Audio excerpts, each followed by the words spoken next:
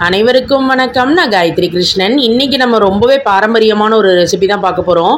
இந்த ஒன்றை மட்டும் நம்ம ரெடி பண்ணி வச்சுட்டா போதும். நம்ம ட்ராவலுக்கு போகும்போது ரொம்பவே யூஸ்ஃபுல்லாக இருக்கும். லஞ்ச் பாக்ஸ்க்கெலாம் கூட பேக் பண்ணி கொடுக்கலாம். வாங்க இந்த ரெசிபி எப்படி செய்கிறதுன்னு நம்ம வீடியோக்குள்ளே போய் பார்க்கலாம் ஃப்ரெண்ட்ஸ்.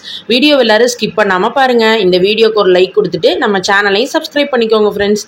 இந்த ரெசிபிக்கு நல்லா சாத்துக்கூடிய அளவுக்கு புளி க்ளீன் பண்ணி வச்சுருக்கோம். கொட்டை இல்லாமல் ஓடு இல்லாமல் புளியை க்ளீன் பண்ணி இந்த மாதிரி எடுத்து வச்சுக்கோங்க.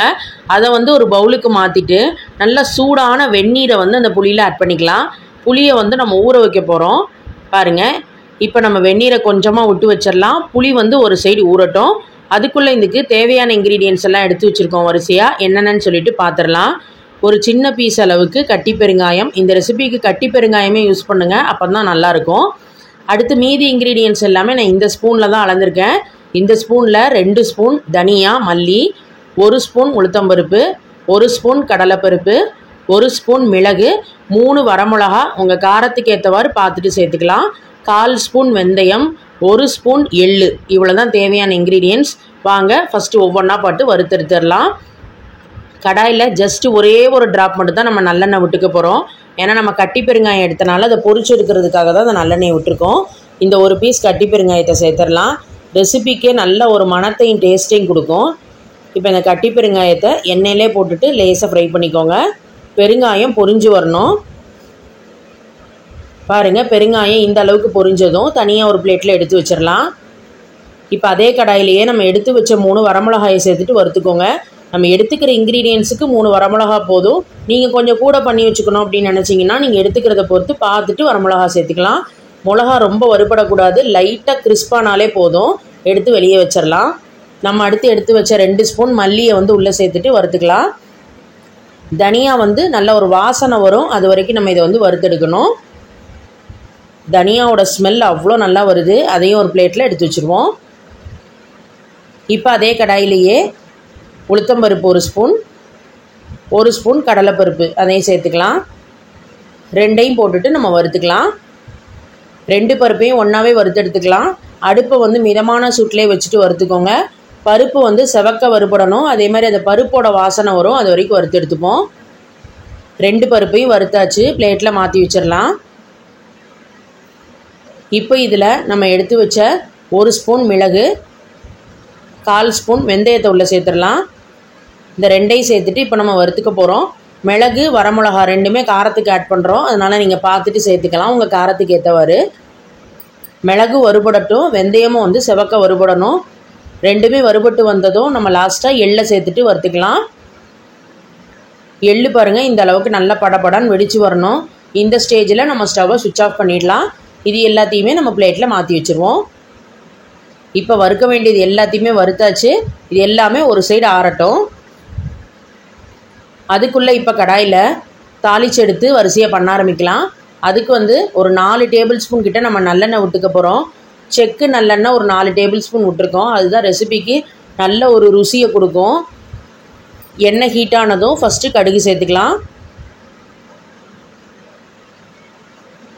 கடுகு வெடிக்க ஆரம்பித்ததும் உளுத்தம்பருப்பு, கடலைப்பருப்பு ஆட் பண்ணிக்கலாம். ஒரே ஒரு வரமிளகா மட்டும் கிள்ளி போட்டுக்கலாம். கொஞ்சமாக பெருங்காயம். இப்போ இதில் நம்ம வேர்க்கடலை சேர்த்துக்கலாம். 2 ஸ்பூன் வேர்க்கடலை. நாங்கள் இன்றைக்கி வறுத்த வேர்க்கடலை சேர்க்குறனால அப்படியே இதோட வரிசையாக ஆட் பண்ணியாச்சு. சப்போஸ் நீங்கள் பச்சை வேர்க்கடலை சேர்க்குறீங்க அப்படின்னா ஃபஸ்ட்டு வேர்க்கடலையை பொரிச்சிட்டு அதுக்கப்புறமா நம்ம கடுகு உளுத்தம்பருப்பு அதெல்லாம் சேர்த்துக்கலாம்.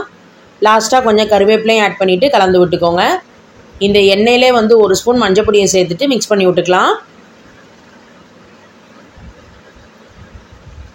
இப்போ இது எல்லாமே தாளித்து ரெடியானதுக்கப்புறம் இப்போ இதில் நம்ம புளி தண்ணி சேர்க்க போகிறோம். ஆல்ரெடி நம்ம புளியை ஊற வச்சுருந்தோம். அந்த புளியை நல்ல கெட்டியான புளிக்கரைசலாக கரைச்சி வச்சுக்கணும். அதை நம்ம இப்போ இதில் ஆட் பண்ணிடலாம். நல்ல ஒரு திக்கான கன்சிஸ்டன்சியில் கரைச்சி வச்சுட்டு மிக்ஸ் பண்ணி விட்டுக்கோங்க. இப்போ இதில் நம்ம தேவையான அளவு உப்பை சேர்த்துக்கலாம்.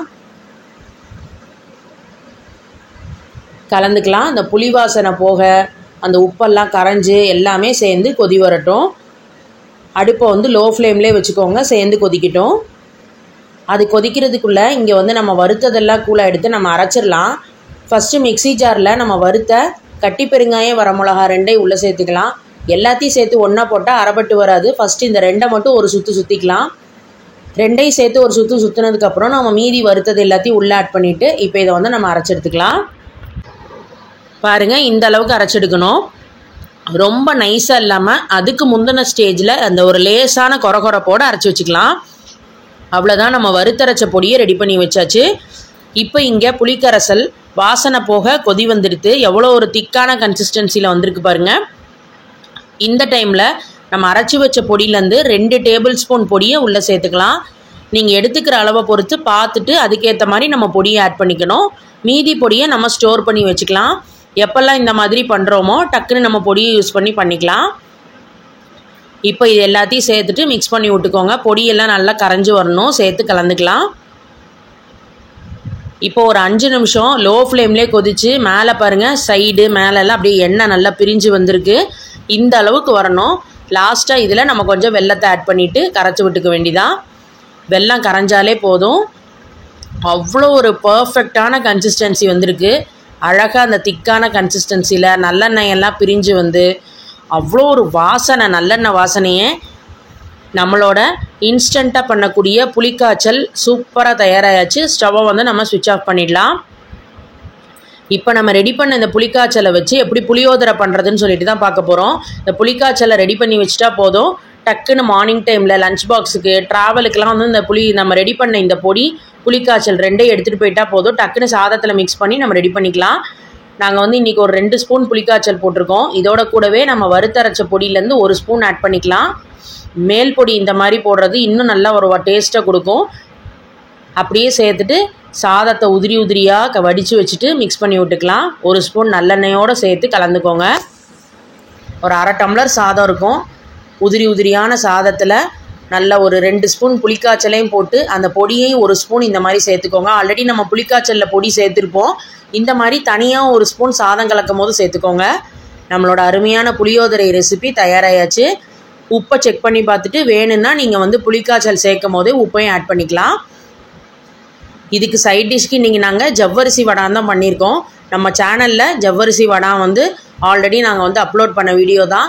அதோட லிங்க்கை நம்ம சேனல் கம்யூனிட்டி டேப்பில் வந்து நான் போட்டிருக்கேன். கண்டிப்பாக போய் எல்லாருமே செக் பண்ணி பாருங்கள். ஜவ்வரிசி வடாத்தோட இந்த புளியோதரை சாப்பிடும் போது ரொம்பவே டேஸ்டியாக இருக்கும். இது வந்து நம்ம இன்ஸ்டண்ட்டாக பண்ணக்கூடிய புளியோதரை.